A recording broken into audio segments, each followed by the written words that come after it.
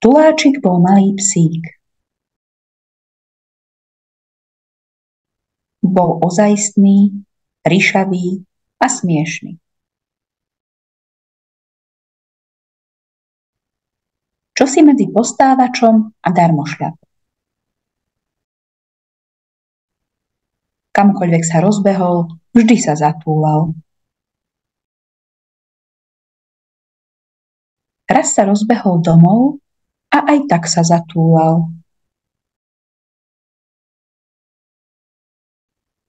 Našli ho spať na ceste.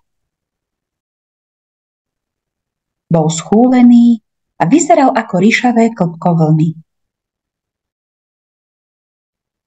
Ach, zývol si Tuláčik, keď sa zobudil.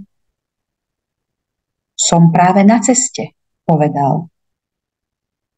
A túlal sa ďalej, ako by sa nechumelilo. Ale raz sa zatúlal nesmierne ďaleko.